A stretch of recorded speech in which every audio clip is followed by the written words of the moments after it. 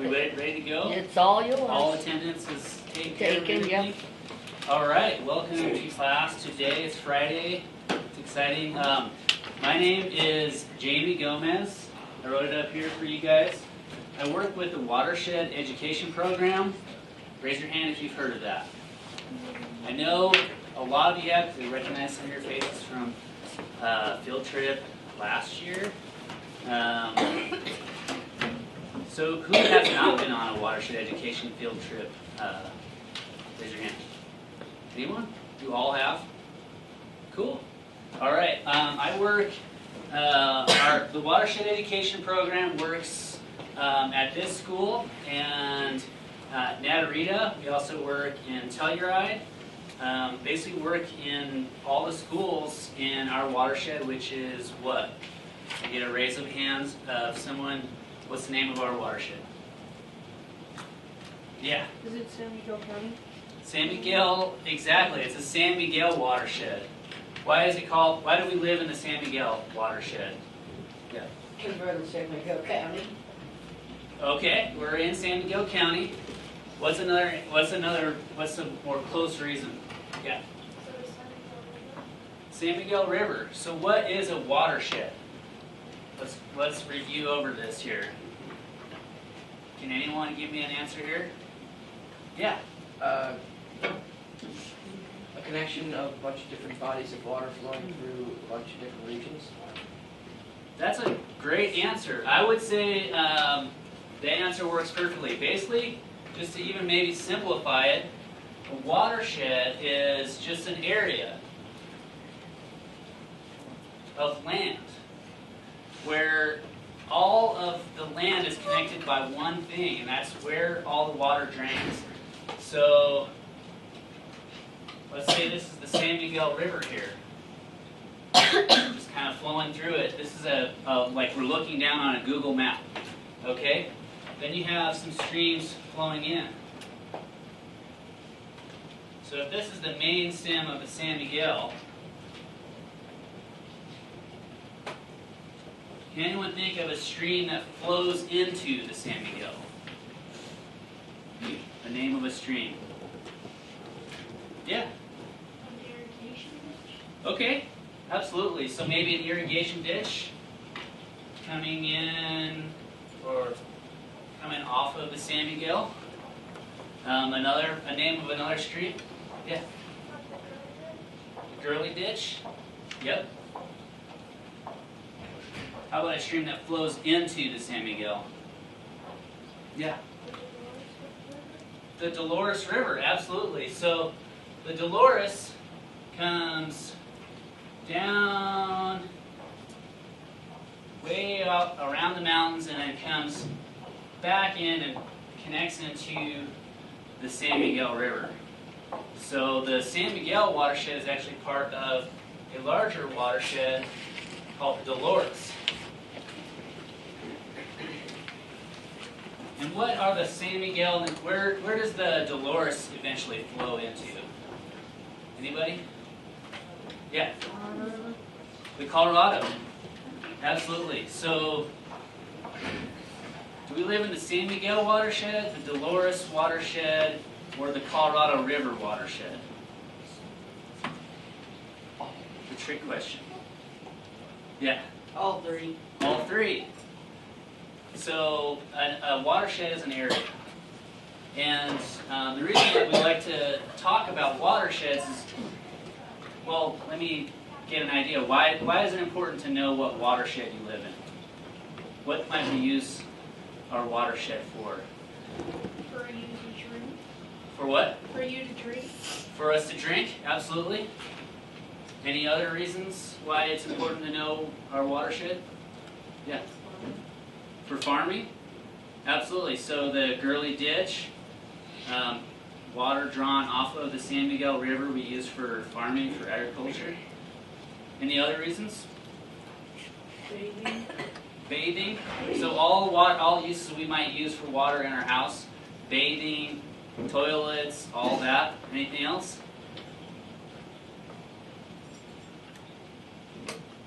What about for animals? That's what I was thinking about saying. You were thinking about animals? Absolutely. Okay.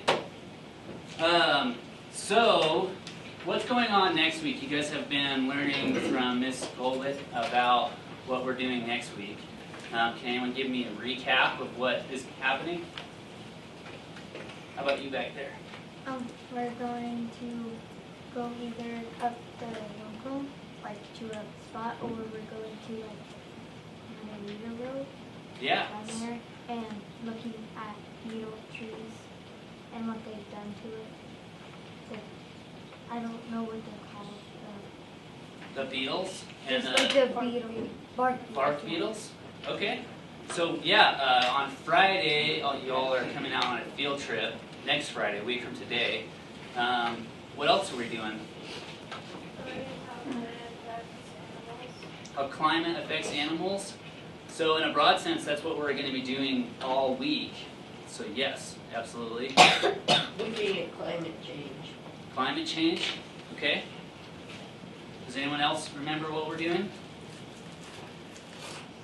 So on Monday, my coworker, a woman named Alessandra Jacobson, she's going to be coming in to give a whole presentation about climate change and the San Miguel.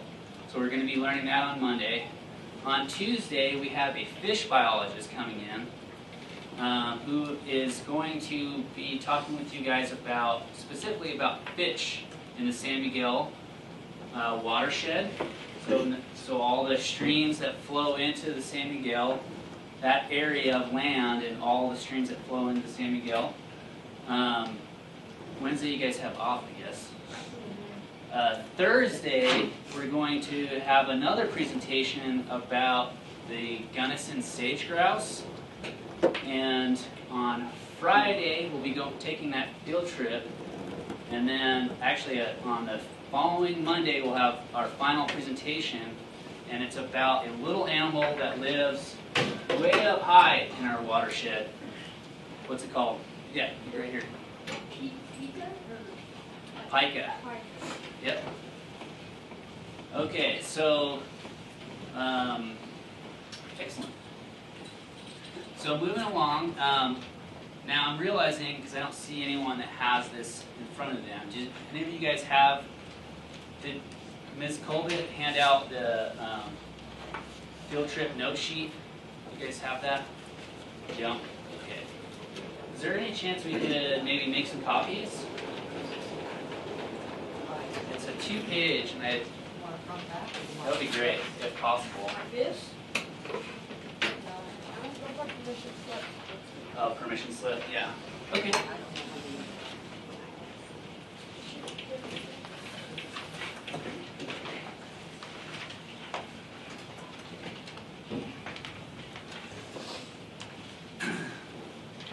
Okay, and then I'm just kind of reviewing some of the things that you guys have gone over in the last couple of weeks. Does anyone have a copy of, looks like that right there, this guy right here? You guys want to take that out? Yeah. You know where the folder is?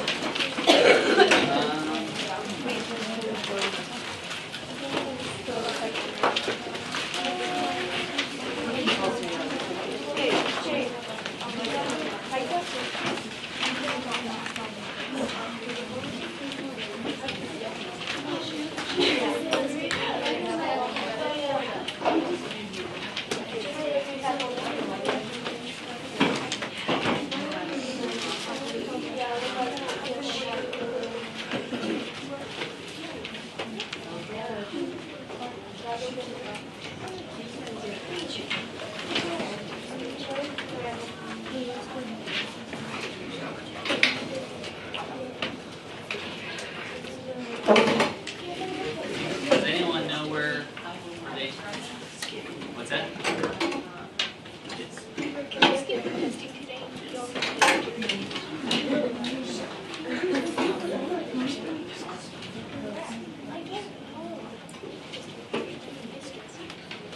all right. Since I wasn't here, can you guys tell me what you guys have done? Has everyone read it?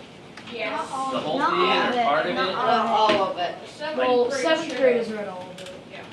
Seventh graders have read all of it, and the sixth graders have read We're supposed to. Like a how? little bit. grade has read all of it. Seventh grade has read half.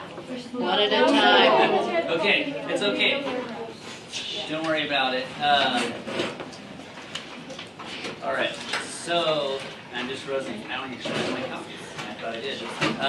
That's all right. I know it well enough. All right. Let's take a quick look at it over here.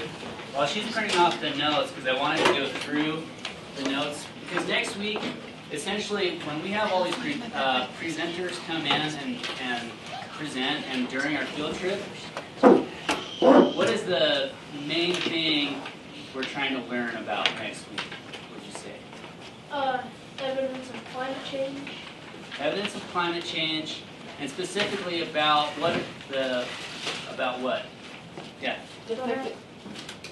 Wait, who did you call on? you. Okay. What are the effects of climate change? The effects of climate change on what? Yeah, the specific animals that each presenter are going to be talking about. So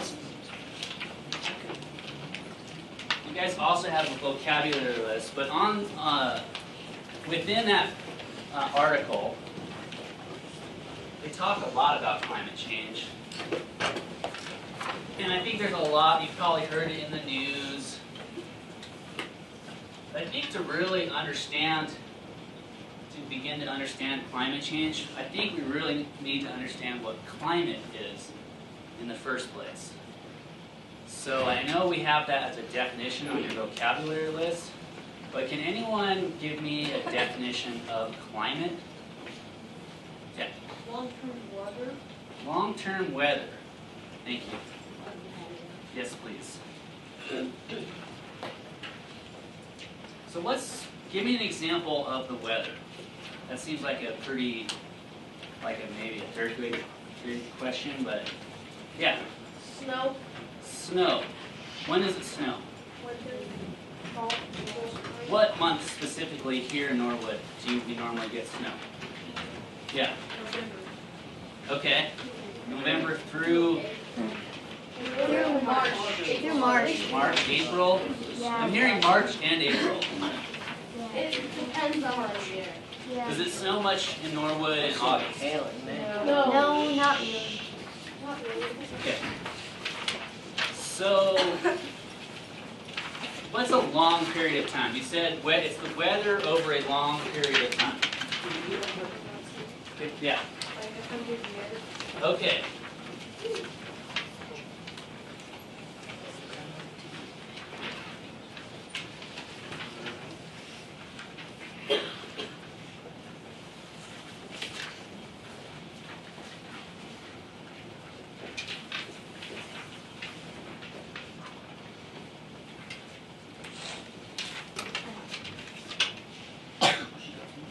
So here's a question for everyone here. Raise your hand if you might have an answer. How do we know what the weather was 100 years ago? Yeah. Studying the land. Okay. Any other answers? Reporting. Like from other people reported what happened. Okay, so maybe some old historical accounts. If we went to the library, could we maybe look up some information? How long has the newspaper been here in Norwood? Like a week. Every single Pretty long time. We just learned about it. I don't actually know the answer, but are you guys learning about local history? No, but He's got one. She's in 1700. Yeah, do you know? Isn't the first newspaper somewhere in Germany in 1609? Oh, okay. So in Germany, we might know the weather a little bit longer, right? Because we have this historical record. If you could look back. But what about here in Norwood? Yeah. Maybe like personal accounts from like grandparents and stuff. Okay. So personal accounts. Definitely. So that's where we actually have some trouble, because if climate is the weather or weather patterns over a long period of time, one of the troubling things that if we are thinking about climate change is what has been the climate here. Now, I'm 33 years old, so one definition of climate is weather over a long period of time, or the weather over 30 years. So does anyone remember this year when we got our first snowfall? Yeah, I don't know the exact date. but as close as you can remember. November. Sometime in November? Like snowed and the next day it was like. Okay, so it snowed, it's really lightly slowed, and then the next day it was sunny and it melted? Yeah. Okay, how about the year before? So this was 2013, November. Oh. How about November of 2012? It snowed. Not it's like it just melted. Okay. How about November of 2011? See where I'm going with this? Yeah. So 30 years of weather. Now, does it change every year, right? Yeah. What is that? What's another word we can use for the change from one year to another? Yeah. Climate change. See, this is where we need to make a real distinction, because over a 30-year period or a 100-year period, there's going to be differences in the weather from one year to the next. And what you will read about and what you'll hear a lot of scientists and other folks talking about is this term right here. It's not in your vocab list, but you may hear it next week.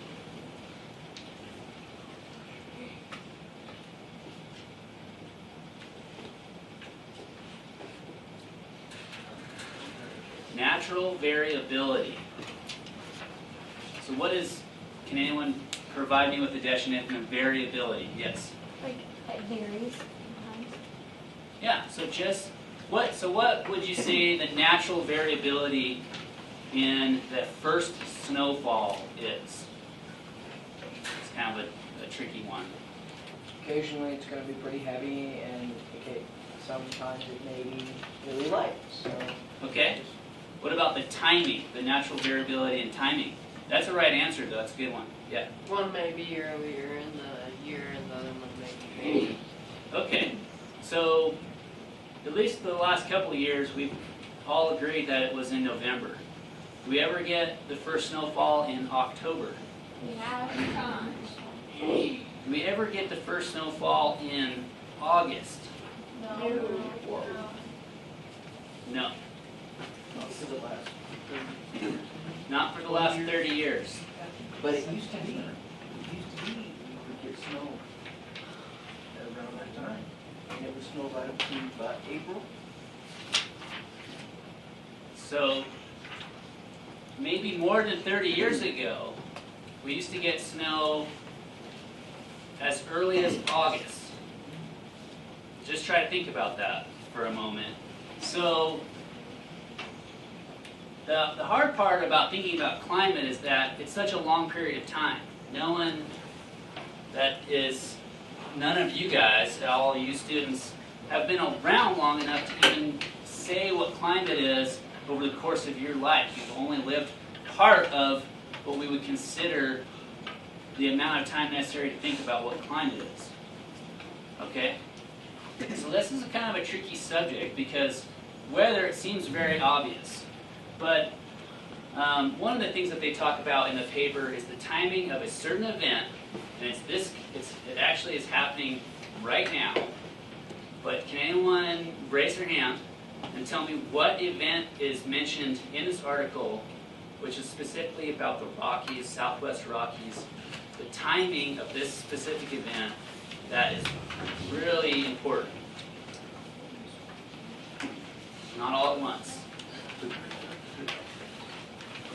It's an event that happens every year. It's happening right now. It's starting to happen. I noticed on my way out here, I drove down the San Miguel River. Yeah. There's getting more, we're getting more greenhouse gases in ozone layers. And,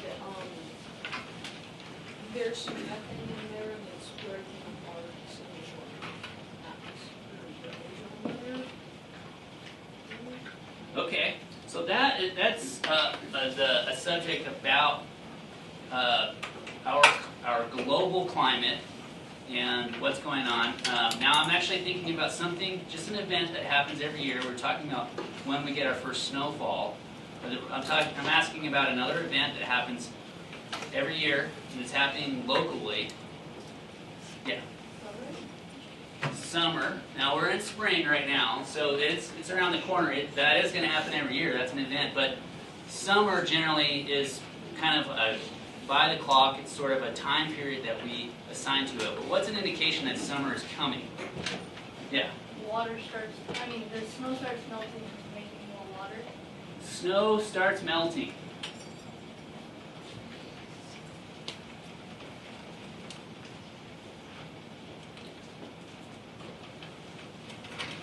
That's the right answer. That's the one I'm looking for. So the timing of snow melt. So we're talking about when does the first snow come. Let's think about this. When does the snow start to melt? And where is the snow right now in our watershed? Yeah. In the Rocky Mountains. How about within the San Miguel watershed? Like just name some areas. Yeah, you back there. In the mountains around us. In the mountains around us. So what's a mountain around us? Yeah. The Lone Cone. Okay. How about the mountains further up the upstream in the San Miguel? Any other mountains that we can think of? Yeah, you? Me? Yeah. The San Juans. The San Juans. Yeah, so we absolutely. Well, has anyone heard of Wilson Peak? Or how about the mountains in Telluride? Does anyone ski at all? Anybody? Or been skiing? So, snow melt. Now, does the snow melt happen at the exact same time every year? No. Most of the time it's in a short, it doesn't vary that much, but sometimes it's different. So, how long does it take for the snow to melt off of Lone Cone? Specifically. Oh, wow. Anybody? Yeah, you? 3 months 3 or something. months? And let's say that's right, the 3 months. What 3 months does that occur in? Most every year. Yeah. March. April. I don't know what month it's May. The two after that, yeah.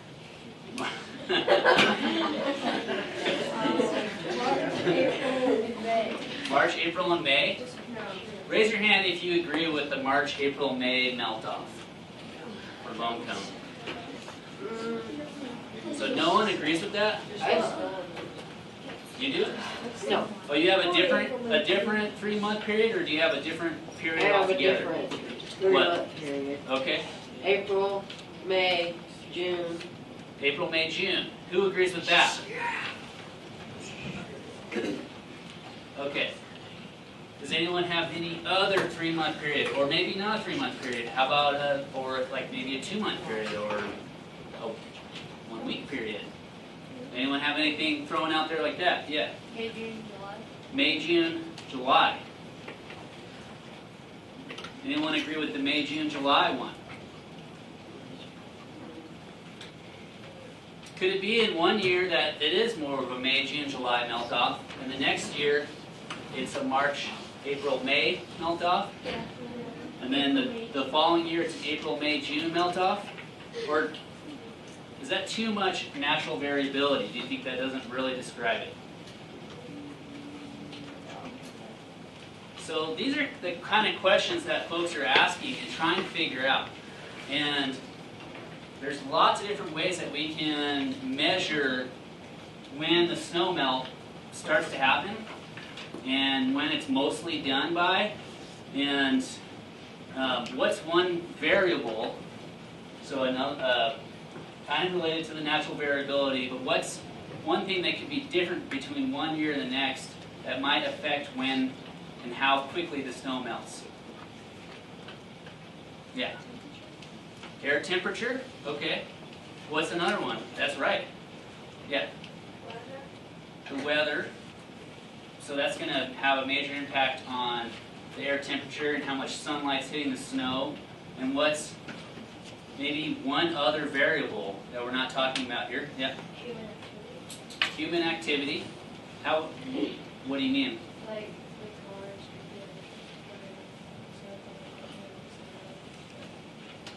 cars, Okay, so human activity might cause some additional snow melt that happens a little quicker. Yeah. humidity. Humidity. Okay. I'm thinking of something related to the snow melt itself, to the snow. Yeah. Sunlight? Yeah, so sunlight and the temperature, we did discuss that one. You back there? How much sun hits it? Yes. How about you? Sun intensity. Yeah, you guys are all hitting on that. I think we've got that one covered. Yeah. When dirt that gets on it makes it hotter. Actually, that wasn't even one I was thinking of. But that is definitely true. And that's discussed in the article I'm sure you guys read about. Yeah. How much heat is being trapped in the atmosphere? Okay, so the overall air temperatures of the area. There's one more though. Yeah. Water. Water, okay. Yes, it's related to that. How about you back there in the pink shirt? The sun's intensity. Yeah, you got that? Yeah. It's the size of the snowpack. The size of the snowpack. Yes, that was another one I was thinking of.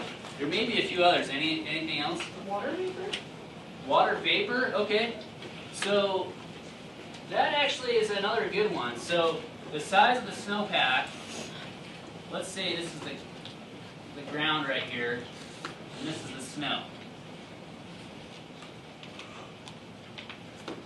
Now, how does from one year to the next, what might we just say about the size of this snowpack? Say it's 150 inches this year at a certain spot on the Lone County. What could we say about the snowpack in general from one year to the next? Yeah. It'll decrease 5 inches every year. Okay. What makes you say that? Because the climate change right now, it's not getting colder, it's getting warmer, so it's going to start getting less snow, and it's not going to go rapidly, so I just Okay. So in your vocabulary list, he just made a guess about, he was kind of trying to predict the future. What's another word for a scientific guess like that? Yeah. Theory. That's close. That's close. And we can talk about a theory. But yeah. Hypothesis. And what might you say, or what might you do if you have a hypothesis like that? You're a scientist. And you're wondering about the snow melt. Yeah. Test it every year. So do you think that there's anyone that actually goes and measures the snow levels around here? Yeah, there is. Who? You. No, I don't. Forget his name. He went on our snowshoe field trip. Ah, that's right. So you guys learned about that. So there is someone that measures the snowpack, and every year it's a little different, right? What do we call that every year difference? Natural variability. Yes.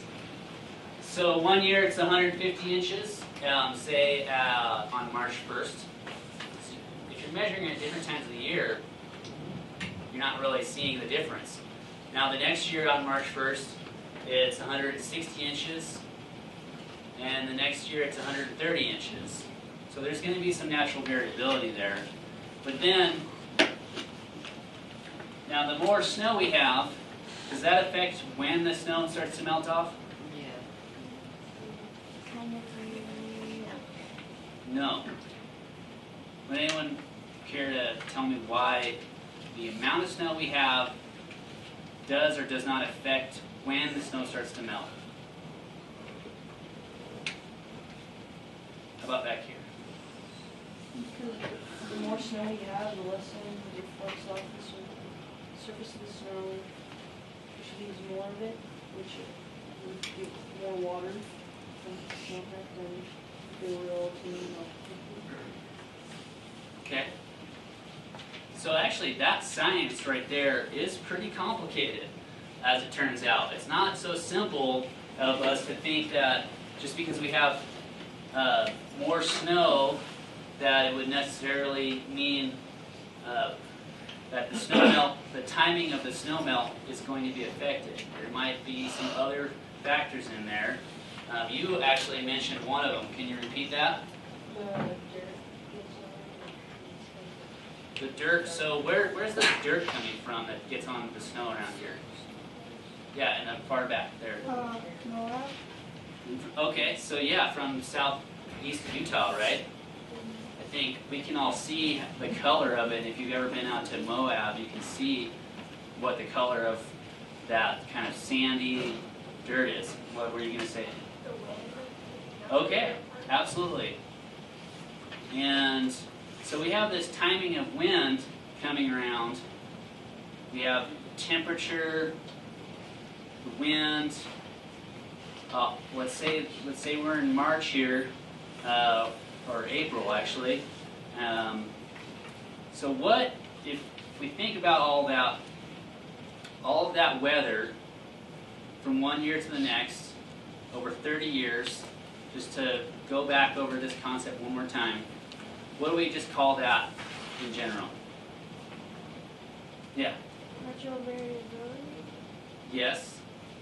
Just one word though I'm thinking of. Weather over a long period of time. Yeah. Climate. So let's just quickly go through here in Norwood. How would you describe our climate here? Yeah. Like, Let's start in the spring. Let's start right now. kind of, like right today, Sure. warm. Pretty warmish. It's not like really hot outside, but it's not really cold outside. Okay. So air temperature, is it windy right now? No. Is it generally windy in the spring? Yeah. Kind of. I don't actually live in Norwood, so I don't get to experience it like you guys do every day and every year. So as we move out of spring, what are the summers like here in Norwood over the last 30 years? But yeah. Warm? What other weather patterns do we normally get here? Yeah. Well, this last year we got a little rain. We got one in 2012, but I don't know. So a little rain. Any other weather patterns? Yeah. Dry, we always Dry. You're not allowed to do fires a lot. And somewhere for the 4th of July, you're not really allowed to do firecrackers. or Why? Fire restrictions. Because it might cause A wildfire. because it's dry. Very dry. Humidity. up. Humidity is up or down? Down. Down. Lower humidity, the more dry it is. That's what that means, basically. Yeah, other weather patterns? Well, I was going to ask a question. Yeah. So, this last year, when we had a drought for like a long period of time, and we couldn't burn anything, how come? Because normally since we live in Colorado and we don't really get that, we're not like in California or Nevada or Utah, and since we have the mountains and we're like inside of it, or like right, we're inside of it. Inside of, We're like we go up, like how Norwood Hill, you go up Norwood Hill, and then pass through Norwood, because we went up the mountain. up in elevation. Yeah. So, But normally we wouldn't have very hot summers. So why would what do you think caused the drought? that's a really good question, and there's probably a lot of ways you could try to answer that. What causes the drought? Why are summers seeming like, at least it seems like maybe summers are getting a bit warmer and drier every year than they had in the past? Do we get a little less rain? Yeah.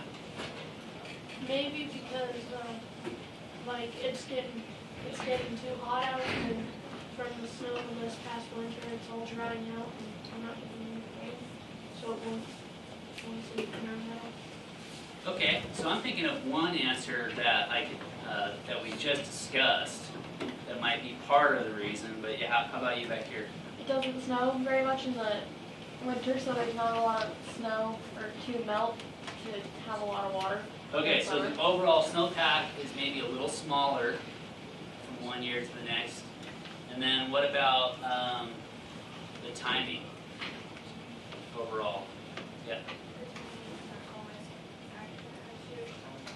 They're always what? They're not as accurate, like they're in November, but they're not, like if one's like on April 21st, November 21st, next year it might not start right on that date, it might start later.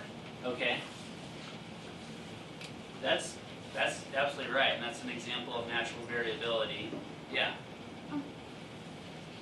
Wouldn't, since it's getting hotter in other places, and the glaciers are melting, so that might be it. Yeah, it's a very complex system, honestly. The whole water cycle, all of our weather is extremely complicated. I don't even pretend to know exactly how it all works. It's something that overall the scientific community is trying to better understand. But yeah. Maybe it's because of it melting off too fast in the springtime, so then in the summer after you used it up in the spring, you don't have enough to dry up the foods or... So earlier snow melt is leading to drier conditions. Would anyone raise their hand to agree with that idea? That we're having earlier snow melts that are leading to overall drier conditions? Yes, I see some hands. I see hands not raised. I see kind of maybe. Yeah. Now, I'm not going to provide you guys with an answer on that, because the truth is, I don't really feel like I know for sure. But that might be true. And that's an interesting hypothesis. And why would we care about drier conditions? I mean, we just discussed it a bit, but in the summer. Yeah. Farming. For farming, most all agriculture around here needs water. Okay, so yes. Just so like if you're like just getting hot, sometimes like you get cold back or something.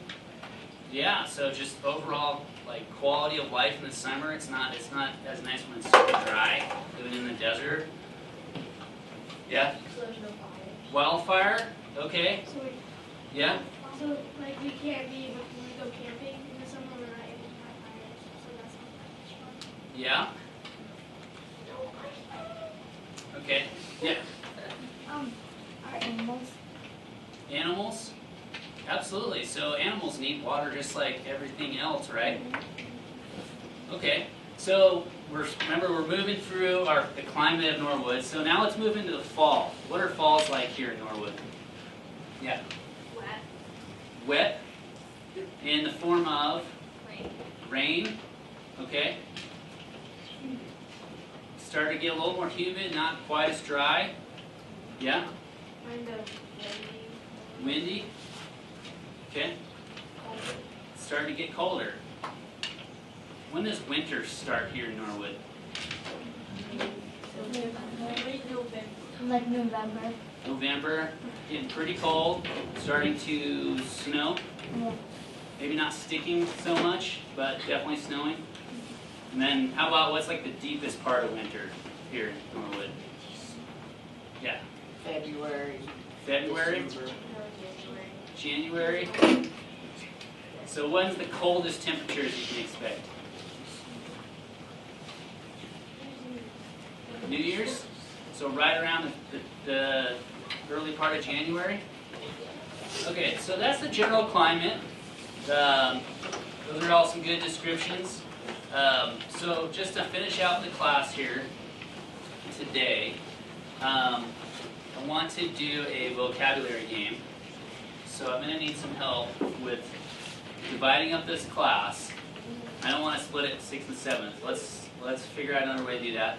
And then we're going to have you guys played like a fly swatter game before? No. No? Wait, we get to hit people? Wait, You do not get to hit people. In fact, that is strictly forbidden and you will lose all your points if you hit somebody. Do we get a Marty? Questions? we could like do boys against girls. We could, but we're not going to. I think How many groups? we're going to do 2 groups. We just need 2 groups. How about we cut it? Yeah, why don't you just How cut it about we in just half? split it in half? Yeah, So, Put it up in the middle and Split it this way. we're going to split it like this. Oh. Yes. Okay? We have to. There you go. No, there together. There's the E. I was like 3 seconds. All right, let's talk about the rules here. So no hitting people. So what I'm going to do is put. Okay, for this at this point, you need to put away your vocab sheets. Away.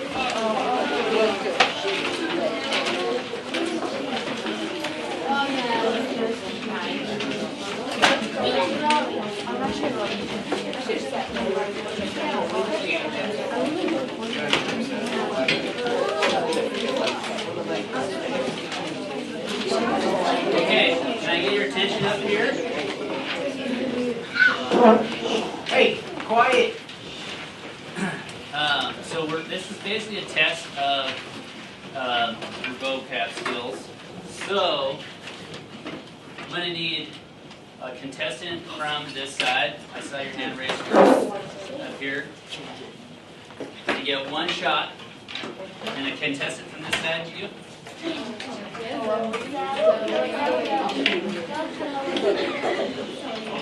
Okay. So, is there a way to just get this part of the start here? Whoa, is that all right for everybody? Yeah. Okay, we can see most of this. Okay, so you guys recognize some of these terms? We just talked about them, some of them.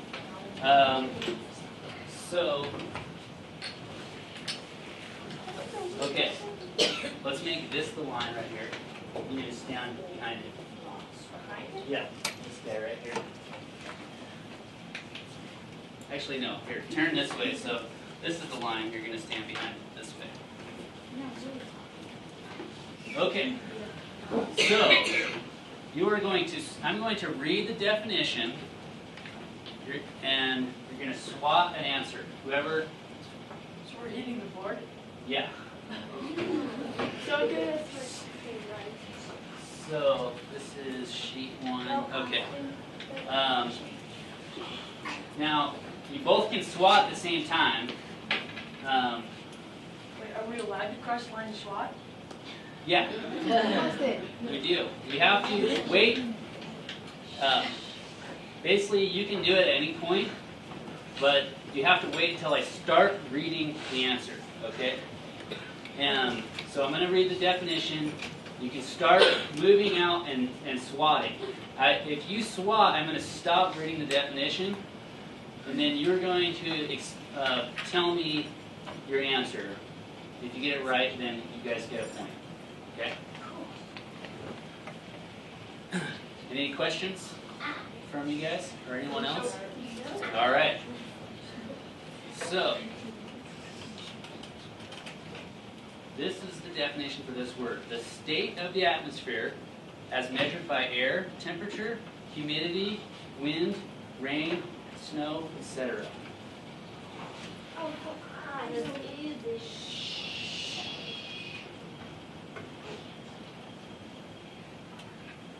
No, you don't have a single swat? Oh, you guys. Yes. Oh. So what's your name? Zoe. Zoe? Oh. Zoe, what's the right answer? Weather. And so what is weather?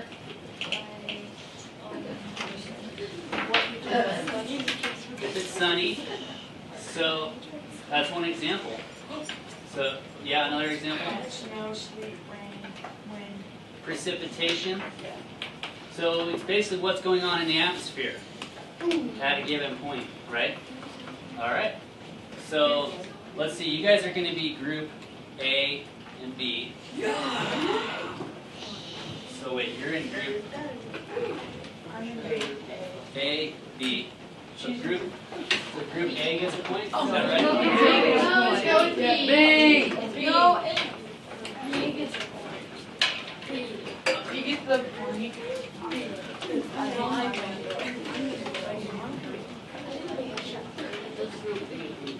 it's group B. We're group B. So we got it right. Okay. Cool. All right, two more contestants.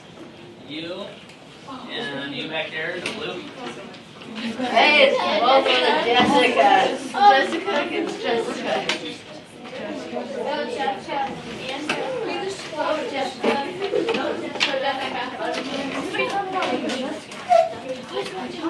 Come on, Jessica.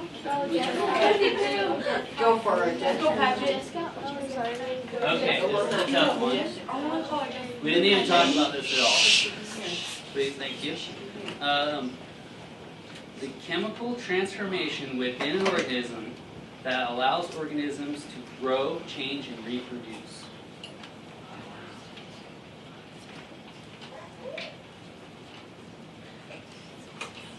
Has to do a lot with eating and drinking.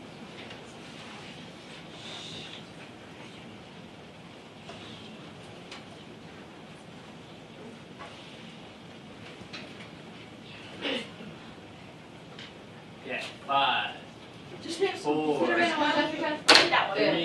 It's cool. What are you sucking? Metabolism? Oh, well, if I could read, maybe I would chip that one out.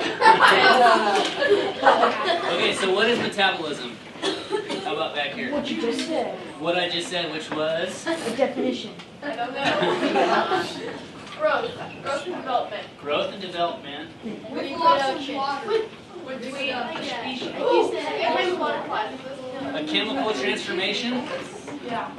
Yes. I feel like So when you eat something, what happens to that food? it gets digested. And, okay. And what happens to the nutrients? Most of them stay in your body. So that whole process is called metabolism. Okay? You guys heard that term, right? Yeah. Most of the time I chose it, but I can't read. Yeah, go. Oh, well, that's Yeah, kind of, that is a prerequisite of this She game. needs her glasses. Don't like the worst one. Oh, well, bring your glasses if you are a contestant. So who gets the score? It's going to do a tally. But you, Wait, me? yes. Yeah, Callie. Callie, be smarter and know how to read. Well, I can actually read, so I go. There you go. Oh, no, that's Come on, Kelly. Come on, Kelly. Okay, quiet for the question. You're all in parts. Okay, there it is. You ready? a sum of all of the organisms of the same species who live in the same geographical area. It's not the same thing, but Callie swapped it for Are you going to take a slap? it's not the same. Population is correct. Wow.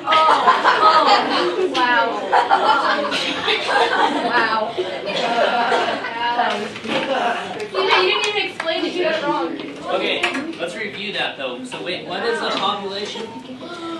The certain organisms in an area. Okay, so give me an example, someone.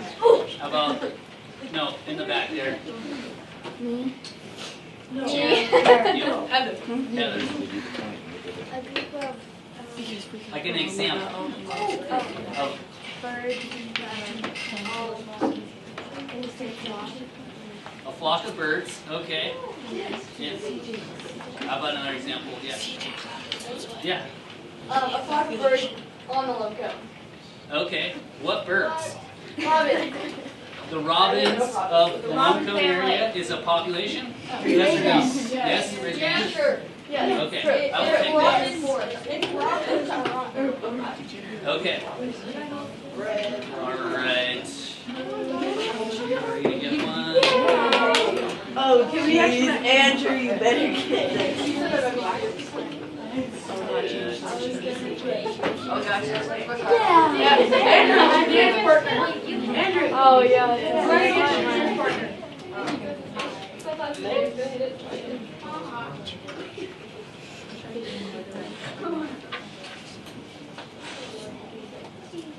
Okay. Go Addison. I'm going to slightly change the definition so I don't give away the answer. Go Addison. Happy birthday. An organism, it's your birthday?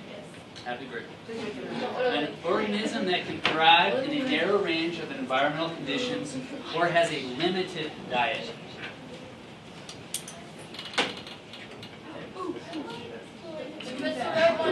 Alright, the first slap goes to a specialist. Alright. Let's do it. Let me get an example. That's right.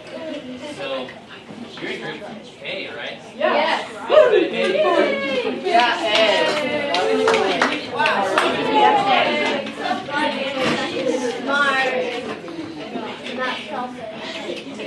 So, that's how you so what's the difference between a specialist and a what? Generalist.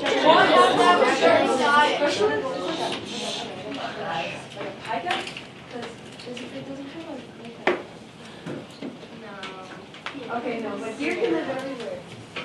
That's a generalist. So we're going to say you're a generalist, and you're saying a pika is a specialist? Yeah. Why does a pika consider a specialist? Yeah. It's because it lives up in the alpine zone where it's high and they can only go out certain times, at certain points and stuff. So it requires a very specific what? Climate.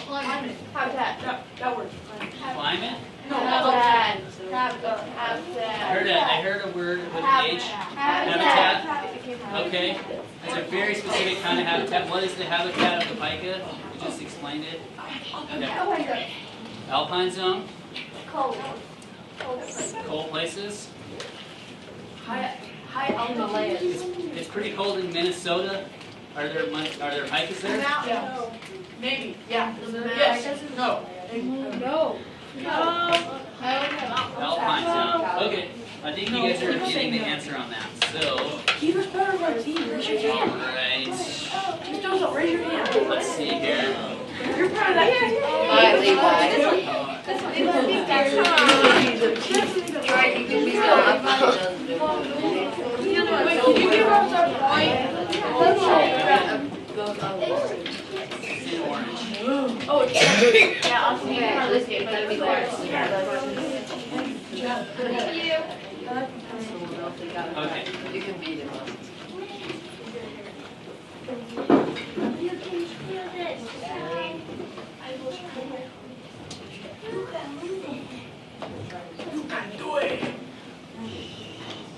Okay. A state of inactivity in warm-blooded animals. Oh, shoot. Big Big something. precipitation. They're both wrong. That one, I guess. I don't Oh, that's it? Shoot. That's correct. All right, see you guys all on Monday. know. Hey, Bye.